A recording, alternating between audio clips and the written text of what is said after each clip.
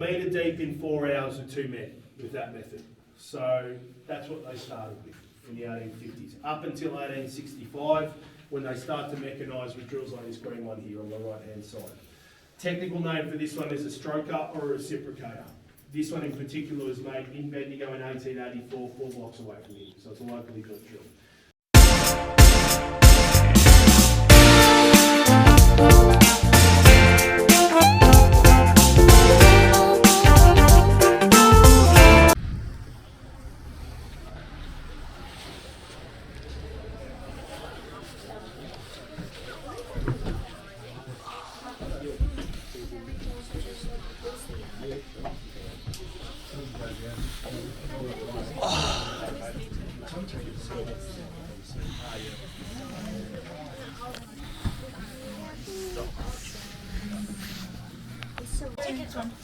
And have a look at things and get back on another tram. If you do that, that's why you got your wristband. Just give the Bendigo wave to the tram driver at the tram stop and they'll let you on without further ado. Alternatively, if you want to stay on this tram, I'll get you back here in about 3/4 of an hour's time. Do you think that? Oh yeah? I can do that for you. You can do that. You want to be in the red wristband, otherwise you're missing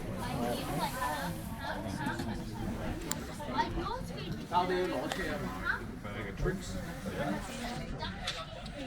No worries. Good man. So everyone's got the wristbands. You're all in the red wristband club. Welcome. Yes. So we've got a secret handshake.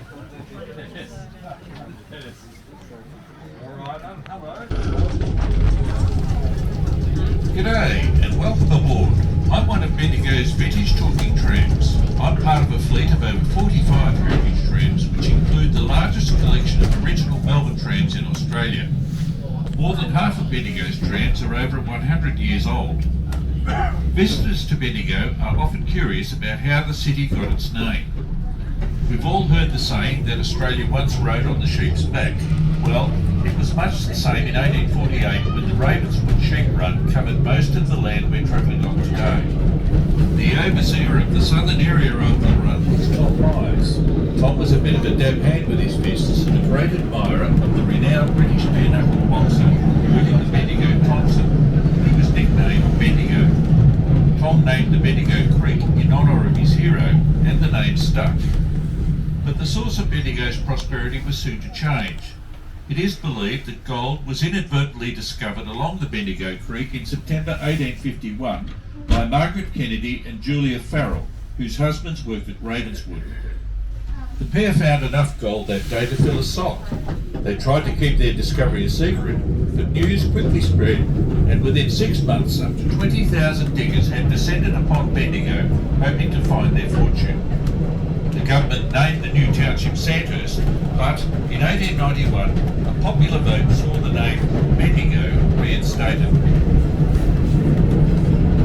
We're now travelling along High Street, the original road from Melbourne to the diggings.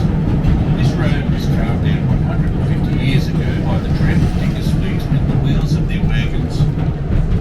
Coming up on our left is the Sacred Heart Cathedral. It is the third largest cathedral in Australia. As we pass by, note the statue at the front of the cathedral. It is of Mary MacKillop, Australia's first Catholic saint, and was erected in 2008.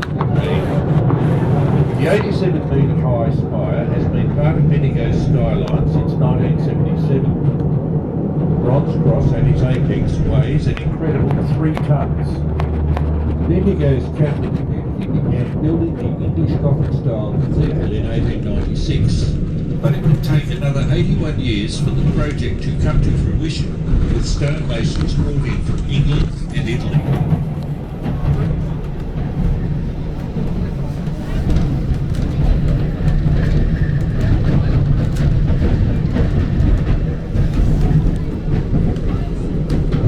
Bendigo's founders were keen to give their city an English air, so they named the area we're entering Charing Cross and the street ahead Pall Mall. The cenotaph coming up on our left was dedicated in the early 1950s and, apart from its smaller size, is identical to its counterpart in London's Whitehall district. Next to the cenotaph is the Alexandra Fountain, which marks the heart of Bendigo. It was unveiled in 1881 and named after the then Princess of Wales, Alexandra. New Street runs up the hill to our left and is the hub of Bendigo's Arts Precinct, featuring the Capitol Theatre, the Tram Visual Arts Centre and the Bendigo Art Gallery. Next stop, Charing Cross. If you're getting off here, please mind the step and use the handrail as you leave the tram from the left-hand side. Like a door actually goes between here and the outer wall there. Like it's actually a hollow here where the door goes in. Rightio, Charing Cross, thank you for coming along, those that are leaving the tram, and feel free to come back again if you wish. See you later. Bye-bye. You're going that way, are you? Yep. We'll be here any second, I reckon.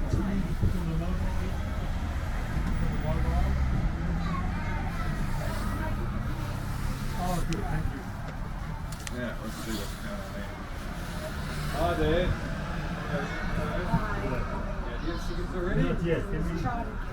Oh, well, yeah, I can fix it up. $12.50 adults. It lasts all day. Bring it back here. You go all the way down there, and then back here. Yeah, if you want to.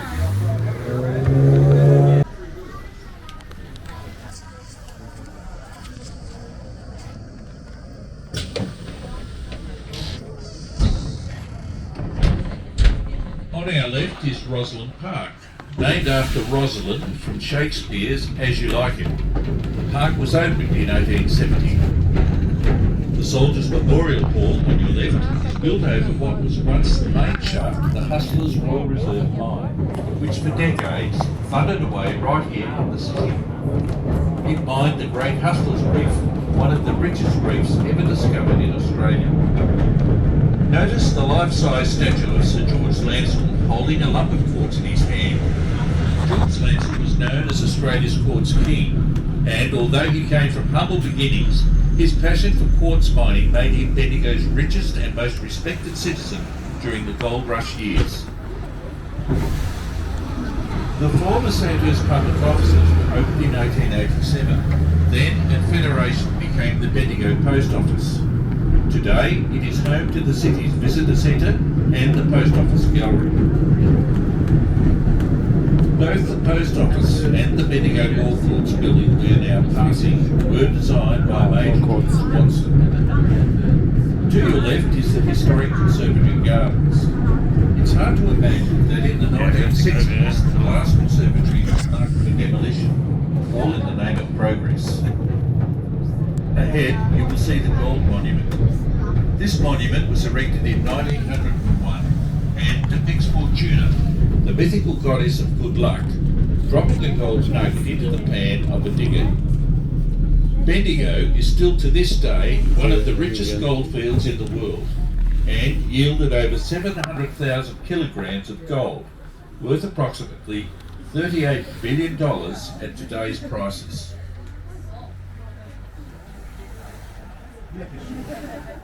What's your shape? Yeah. Little map right.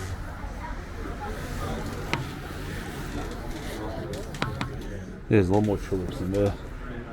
Your ticket is valid for 1 day, allowing you to take your time discovering the city by hopping on and off the tram to explore the many parks, attractions, shopping, and dining facilities that are within walking distance of each tram stop.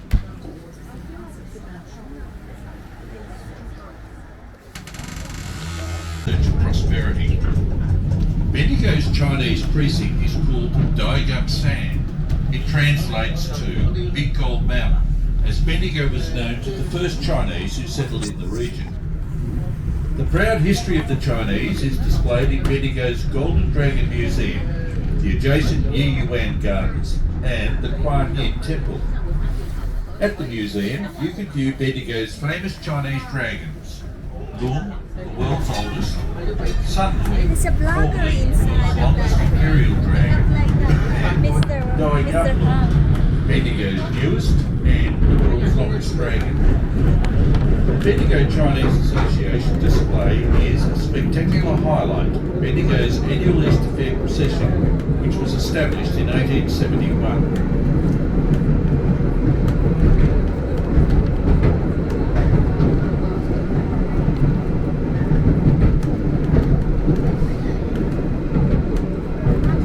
We're now passing St Killian's Church.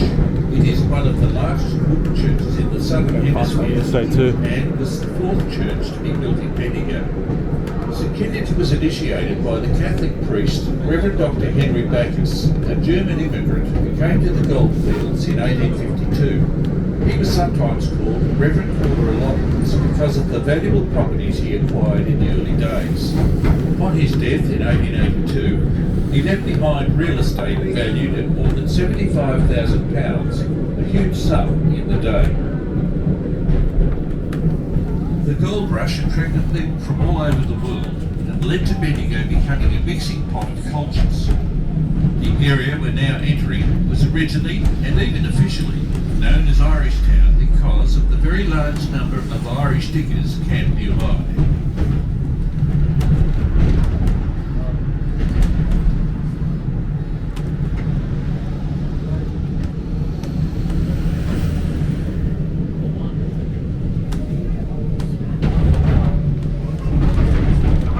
The street to our right is Tramways Avenue, at the end of which is located the Bendigo Tramways depot and workshops.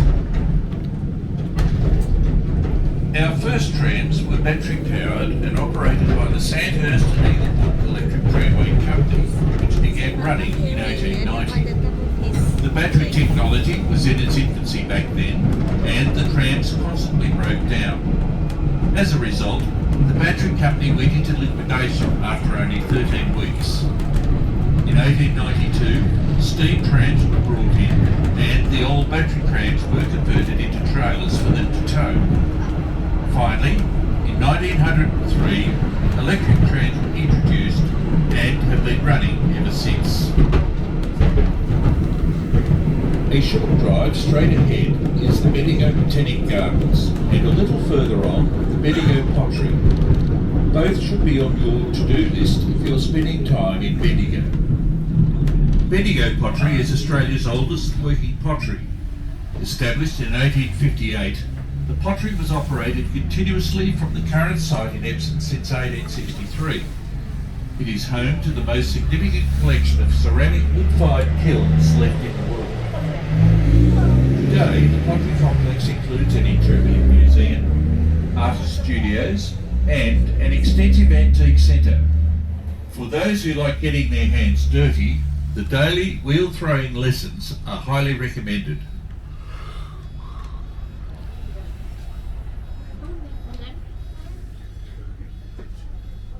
We're about to turn into Nolan Street. This section of track was added during World War II to take workers by tram to the Commonwealth Ordnance Factory in North Bendigo. World War II reduced the number of men available to work to such an extent that the tramways were forced to offer conductor positions to women. By the end of the war, there were 22 women employed on the trams. However, That's right, I feel like a school holiday camp or something. Next stop, Lake Baruna. If you're getting off here, please mind the step and use the handrail as you leave the tram from the right-hand side.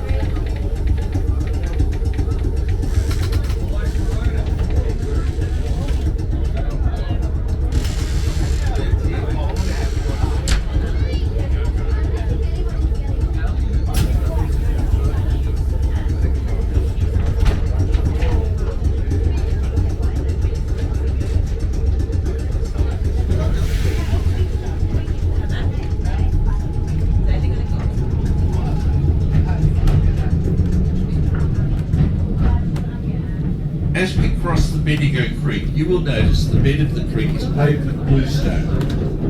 Over 100 years ago, the city councillors were forced to pave the creek in order to prevent slime and mud choking it and inundating the city, as a result of thousands of miners using their puddling machines further up the valley.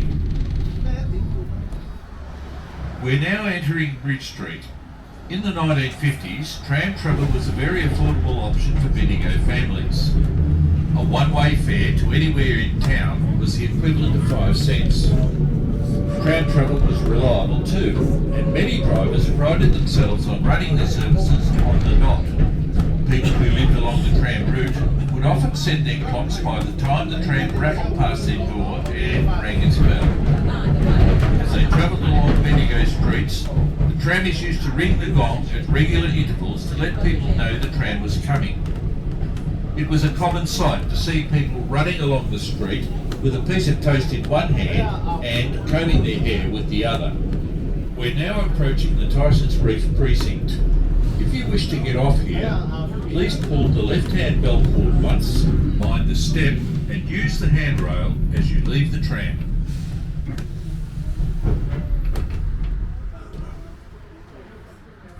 Go, go, go, go, go, go.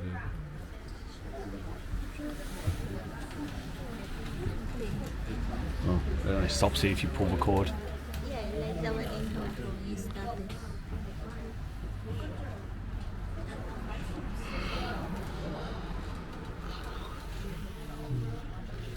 So.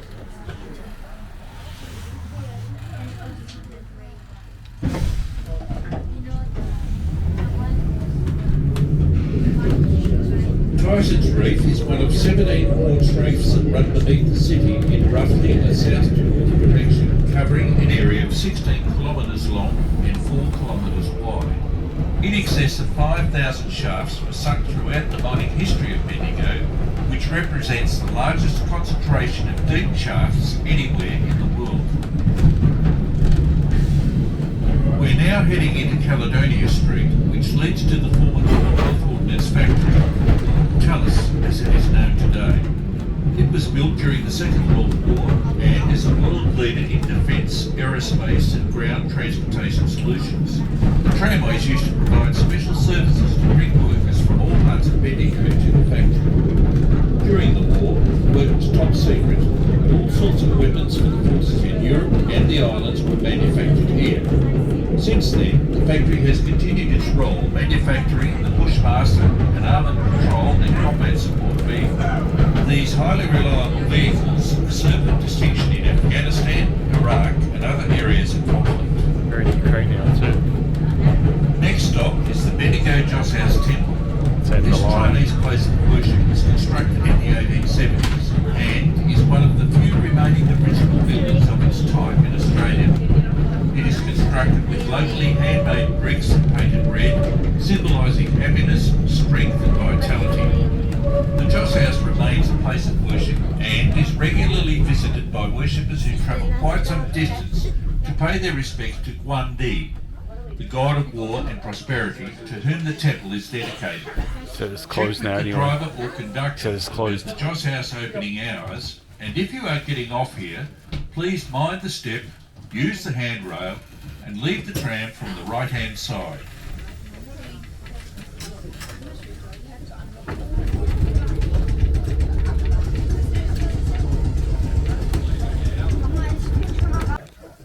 But I'll tell you about it while we're here, and I can tell you why it's closed. Or it's nothing dramatic. It's just because of COVID and not having the staff. I think that's the reason. But it's a shame. Now, the Chinese Joss House Temple spoken of is the red brick building, as you may know, situated behind the picket fence on the other side of the railway line. Now, that temple dates back to the late 1860s. And it was built over there because this is the part of Bendigo in which the Chinese settled when they came here to look for gold. And they built that temple. And it is still used as a temple. Descendants of the Chinese still go there and use it for the purpose for which it was built. But it's also a tourist attraction, but as you now know, not today. It's not open, unfortunately, which is a shame because it's worth visiting. But as I understand it, it was a result of COVID and isolation. You know, staff having to isolate, staff moving on, and they don't have the staff there to open it at the moment. So that's, I don't know for how long it'll stay closed. So there you go. That's the story of the Joss House Temple. And we've got another. That was before they had electric trams in Melbourne, in the city of Melbourne, and They ceased running as a passenger service in 1972. And when running as a passenger service, they were operated by the State Electricity Commission of Victoria, the SEC, who also ran trams in Ballarat and Geelong. And the State Electricity Commission purchased their trams mainly second-hand from Melbourne. So some of the trams dated back to about 1917, 1918 and so forth. This one is not that old, this one's in 1940, about 1940 I think. And they still have this sort of tram in Melbourne on the City Circle run. But some of the trams, as I say, are pretty old. Now, in 1972, the State Electricity Commission needed to spend a lot of money on the tramways in Bendigo and Ballarat. They needed to get more modern trams, they needed to extend the tram lines, and the cost was prohibitive. And the State Electricity Commission, in their submission to Parliament, said words to the effect that if they were to continue running Ballarat and Bendigo's public transport system, then every electricity user in Victoria would have to pay more for their power to cover the costs. So the government allowed them to abandon the tramways in favour of buses. But they decided just in 1972, when tourism and history was becoming a bit more to the fore, they realised, there's a bit of tourism history in these old trams. So they decided to keep most of the Golden Square to North Bendigo tram line open for what we do today. And there you go, that's it in a nutshell. So this was the North Bendigo line, this is the original terminus. If you got on at the gold mine, the trams used to continue further down the road to Golden Square, about another 2 or 3 k's down. But that wasn't sufficient. It needed to be extended to Kangaroo Flat and all those places, but that was too expensive. So, and at the fountain area, they used to run up both sides of the street there to Eagle Hawk, 6 kilometres, and Quarry Hill past the railway station. So it was a very good service that the State Electricity Commission provided. The trams ran from about 5:30 in the morning to about 10:30 at night, and they were very good. But there you go. At least they kept this. And that's it in a nutshell. Any questions? I must have covered everything. Very good. Well, we can go now. Didn't have time right, didn't we? Okay. To any passengers who have just joined us, welcome aboard.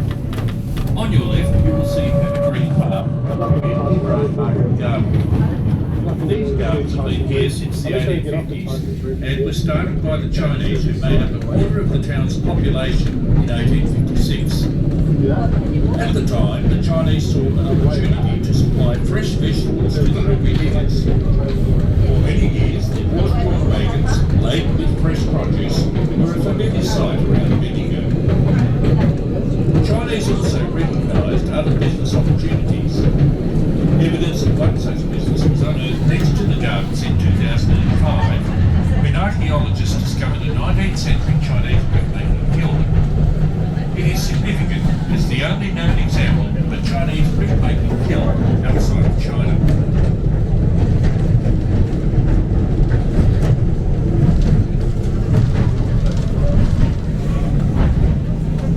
To our left, you can see a tram line branching off to a second tram depot built inside the old Bendigo gasworks. This depot dates back to the 1980s and houses the tramway's spare vehicles. Bendigo's gasworks are the last to remain complete in Victoria. Established in 1860, the gas was produced by roasting coal inside large horizontal retorts or ovens. Roasting coal was a filthy job, with flashes of fire, dust and a terrible smell. The gasworks closed in 1973 when natural gas was introduced to Bendigo. Ahead is the Tyson Street precinct. If you wish to get off here, please pull the left-hand belt once, mind the step and use the handrail as you leave the train.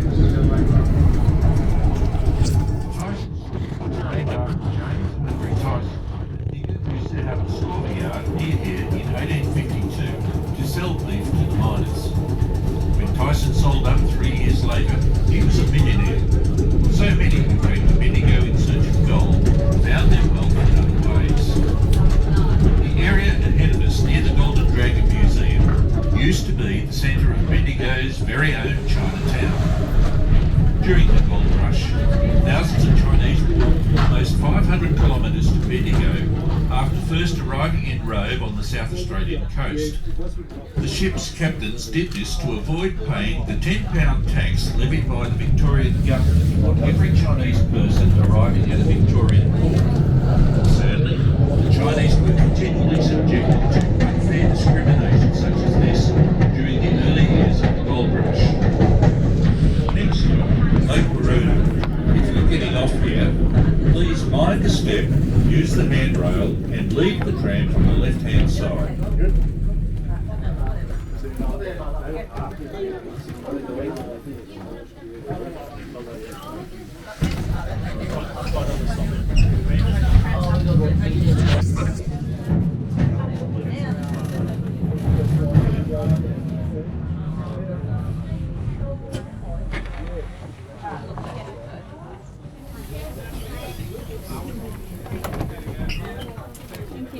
Thank you. We'll see you soon. See you on the way back.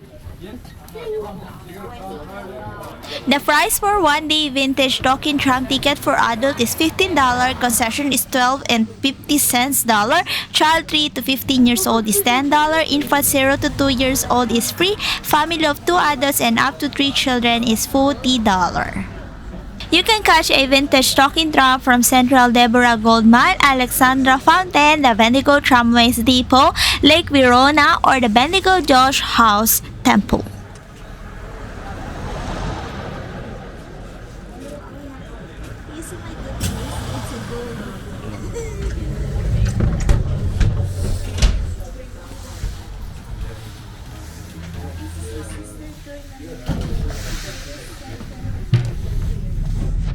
In 1876, 45 acres of land was set aside for the building of the lake.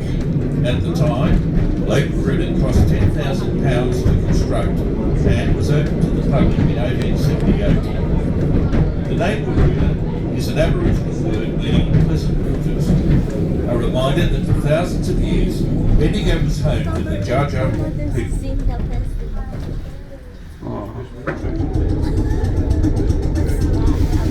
Sure. Can't remember if that's the day we leave or the day before we leave. I can't remember what day we leave. I think we're here tonight. No, we checked in yesterday, so it's not a new month yet.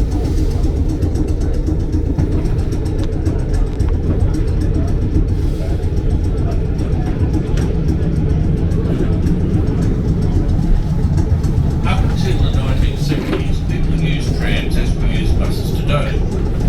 The long-serving drivers and conductors knew their passengers by name. Often, they would see them grow up, travelling by tram to school, then eventually work, and through to their courting days and marriage.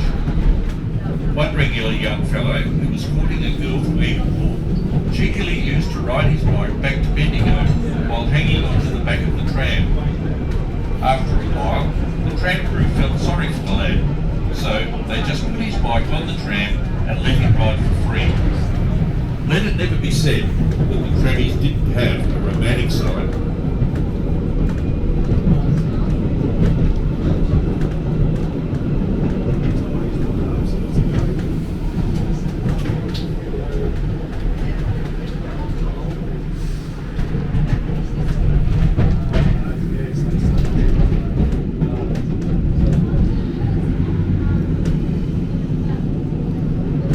Wondering why Bendigo's public tramway system closed. As much as the Bendigo people love the trams, they love their cars more. With fewer people relying on the trams, the State Electricity Commission couldn't afford to keep the system running. On the 16th of April 1972, 20,000 people lined Bendigo streets, and as the last two trams led a procession down Pall Mall to the depot, most people didn't know whether to cry or cheer. Just a few weeks after the tramway closed, 5,000 signatures were collected on a petition, together with 600 letters, pleading for the state government to allow Bendigo's trams and most of the former Golden Square to North Bendigo tramway to be preserved as a tourist tramway. As a result, Bendigo's talking tram service began in December 1972 and has been running ever since.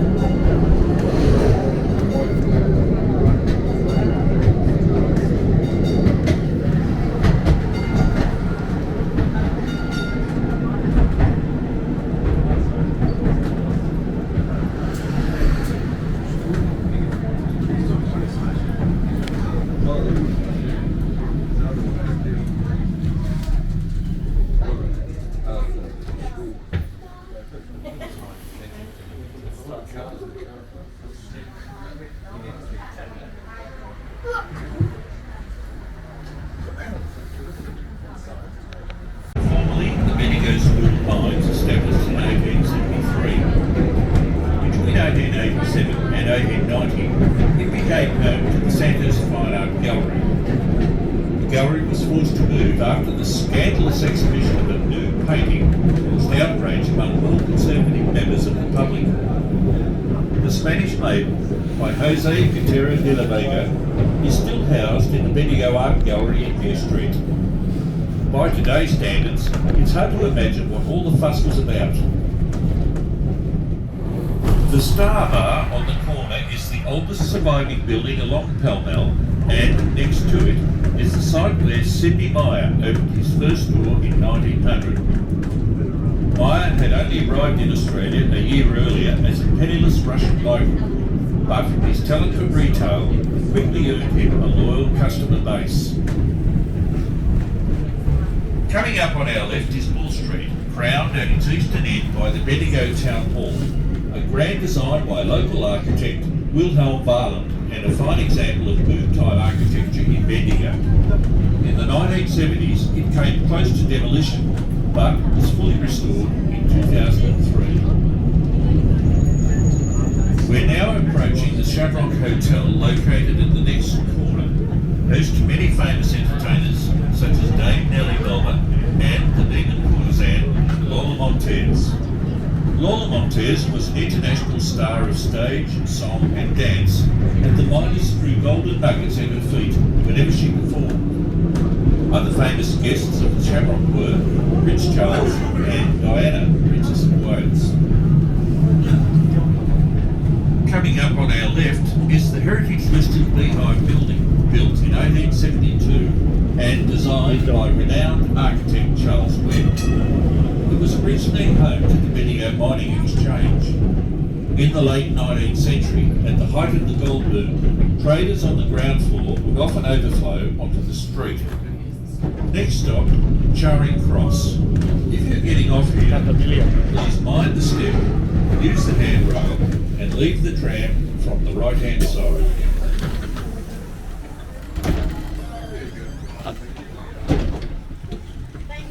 You finishing here? Thanks for coming along. Thank you very much, everyone. Thanks, man. Really used to hear. We got it.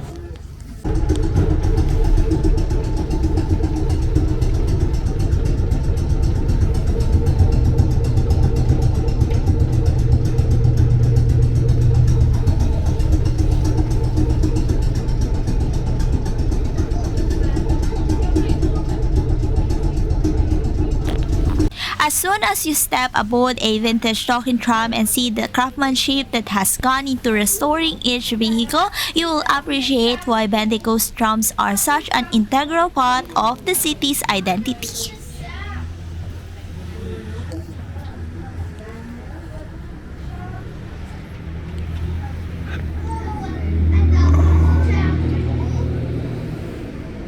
If you have just joined us, welcome aboard. In 1858, a company was started as a building society to improve conditions on the Bendigo goldfields. This society loaned money to miners, enabling them to move out of tents towards owning their own home. Today, that loan scheme is better known as the Bendigo Bank, whose head office is situated to the left. From the 1930s to the 1960s, this area was the heart of Bendigo's theatre district. The Plaza Cinema, Lyric Theatre and Royal Princess Theatre, all within walking distance of one another. The Star Cinema in Edinburgh used to swap movies with the Lyric Theatre and Edinburgh, using the Bendigo Tramways to transport them. The tram conductor would meet the projectionist out the front and exchange the reels.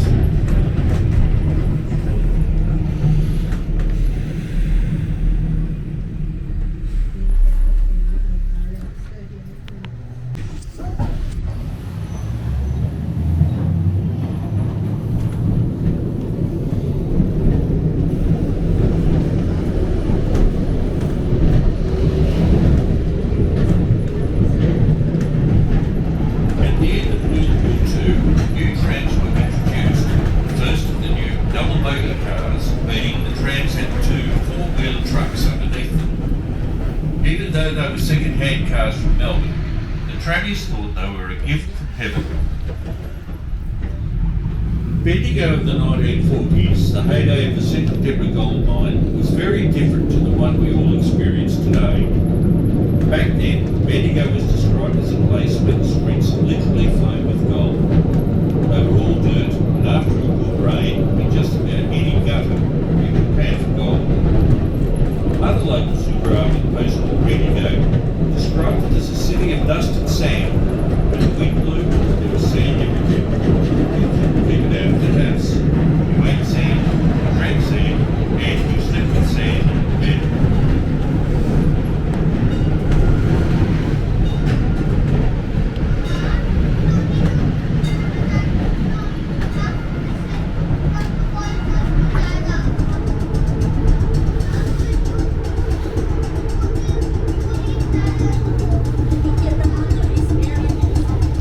I think it's the brakes. I thought it's like an air compressor filling with brakes of air or something.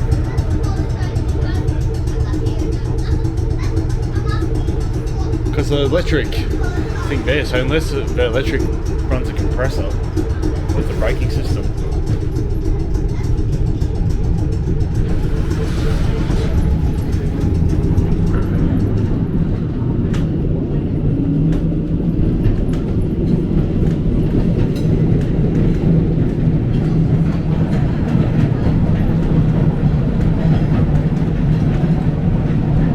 We're nearing Central Deborah Gold Mine, which operated as a commercial mine from 1959 to 1954. During this time, almost 1 tonne of gold was extracted, which would be worth around $48 million in today's prices. Central Deborah Gold Mine now operates as an award-winning tourist attraction and is a living reminder of the important role that mining played in making Bendigo the vibrant and diverse city it is today. Be sure to experience one of the fascinating underground tours. For those of you leaving us, we hope you've enjoyed the experience and we look forward to seeing you again soon. Passengers leaving us here are asked to wait for directions from the tram crew. Mind the step and use the handrail. While those of you choosing to stay aboard will have a few minutes to wait while our crew prepares for the next part of our journey.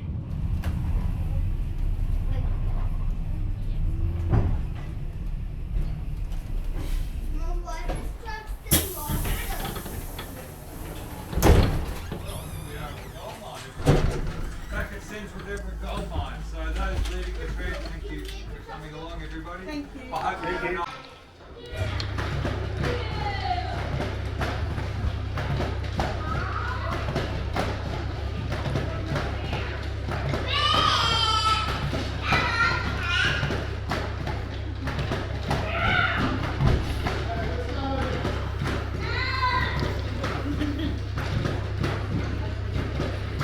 So the big steam thing drives that there and then that crushes the rock.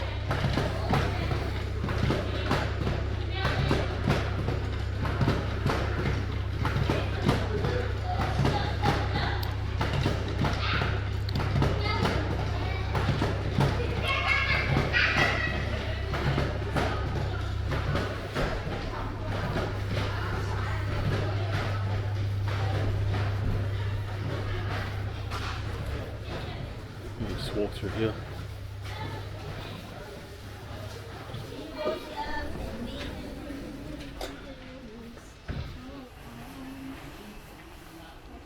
It's not the same beard man, or they're all the same? They all have beards. No, this is small. Oh, this is the one in the movie. Oh yeah. So why is so moist there? Where's the baby coming from? The ground probably.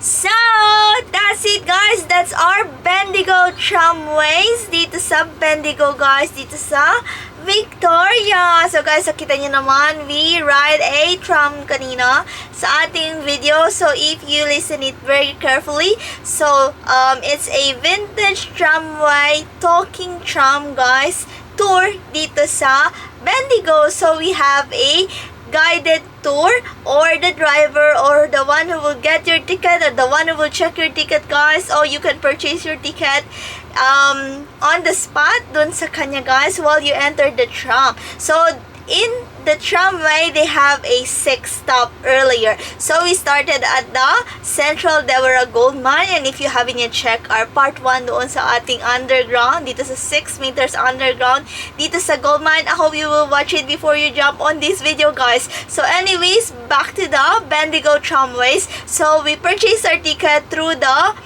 Central Deborah. If you remember or if you watch our previous vlog doon sa Deborah Underground, guys, we purchased our ticket.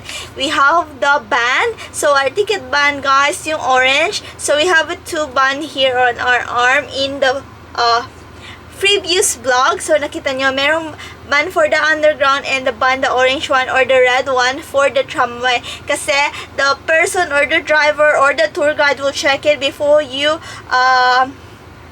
go through the Bendigo Tramway, guys. So they also have a 6 stops. As I said earlier, nakita nyo naman, he explained it very carefully, and this is the vintage tramway, talking tramway dito sa Bendigo, and this is one of the quickest way to learn the city of Bendigo, about the monument, the city center to learn about, guys. And then unfortunately the last stop, which is the temple, guys, which is closed and under renovation or because of something happened inside. So guys, anyways, hindi kami nakapasok, so we back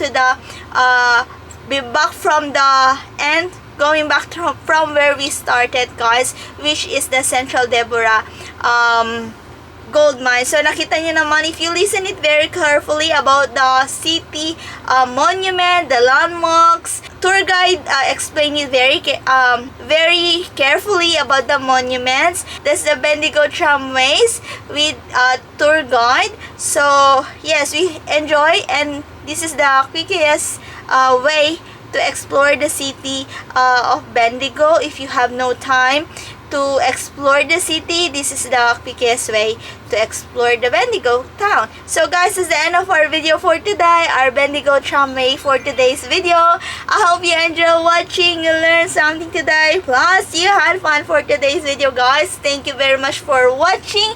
Thank you for supporting our video, and mega love shout out each wonderful beautiful people of the universe. Thank you from the bottom of my hypothalamus. Please like if you did enjoy our video for today, and please subscribe if you haven't yet, and don't forget to hit the bell button for you to get notified for our next video, and please comment down below if you like this video po, and see you when I see you on my next one. Bye bye, guys, be good, you take care, be safe, and mwah, ciao la.